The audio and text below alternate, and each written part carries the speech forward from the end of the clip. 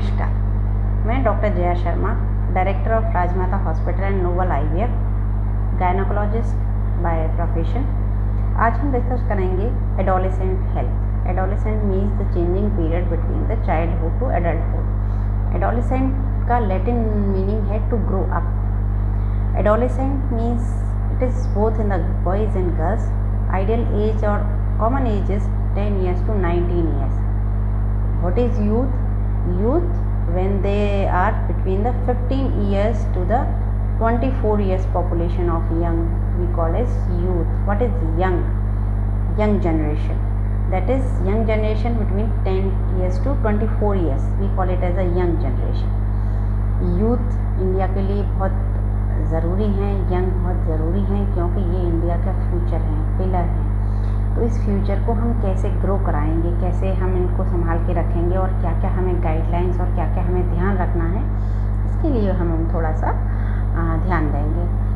तो एडोलेसेंट सबसे important period है ग्रोथ का। और चाइल्डहुड से जब बच्चा ग्रो करता है तो there is abrupt growth of physical growth, मतलब वो फिज़िकली बढ़ता है, हाइट में बढ़ता है, हेल्थ में बढ़ता है, मेंटली बढ़ता है, इमोशनली बढ़ता है, साइकोलॉजिकली बढ़ता है, सोशली बढ़ता है। तो ये एक एब्रप्ट चेंज है जो 3 to 4 years में होते हैं। गर्ल्स में जनरली ये चेंज 10 years to 12 years के बीच में शुरू होता है और बॉयज़ में 12 years to 14 years के बीच में शुरू होता है। इस चेंज के दौरान फिज़िकल ग्रोथ में सेकेंडरी सेक्सुअल कैरेक्टरिस्टिक आते हैं, हाइट बढ़ती है, ग्रोथ बढ़ती है, एंड द फीलिंग ऑफ क्लम्पसीनेस होती है बच्चे को, और सेल्फ एस्टीम थोड़ा सा, सेल्फ लुक, वो मोस्ट एडवांस्ड डिज़ाइन में और फैशन में रहना चाहते हैं।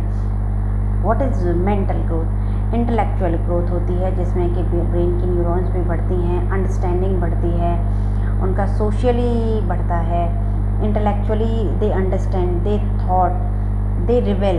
समटाइम्स उनका बहुत डिप्रेशन में जाते हैं, कभी कभी वो बहुत एग्रेसिव होते हैं। दे थिंक कि भी हम ही सही हैं। इससे रेवलेशन मीन्स थॉट्स उनके they are not in the control of themselves. तो ये मेंटल हो गया।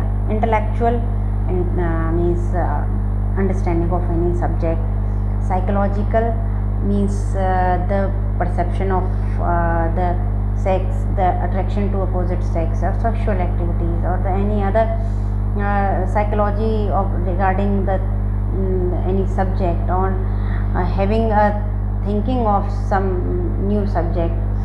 And the social development होता है, socially में interaction करता है, socially एक peer comparison होता है। social growth में अपने parents की बात न मान के वो peer के influence में ज़्यादा रहता है। या एडोलेसेंट एज में बच्चे पेरेंट्स को कंपेयर करना शुरू कर देते हैं। या तो वो अब इसके लिए हम लोगों को एक जो फिज़िकल ग्रोथ है उसमें हमें healthy diet, healthy exercise, sports, games का ध्यान रखना है, जिससे कि plus specially for the females prophylaxis और prevention of anaemia means haemoglobin की कमी या खून की कमी, जिससे कि बच्चे की ग्रोथ, बच्चे की मेंटल ग्रोथ, लेथार्जिक, एक वर्किंग कैपेसिटी बच्चों की कम होती है।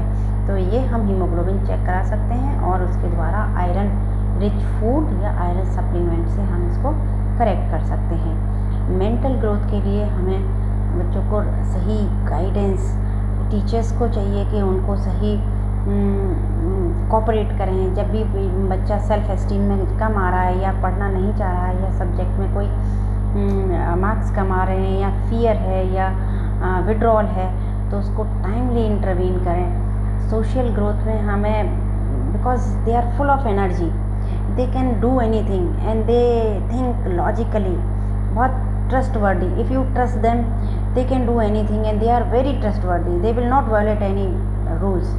So we need to trust them, we need to guide them, we need to have faith in them, we need to teach them spirituality, we need to teach them the God.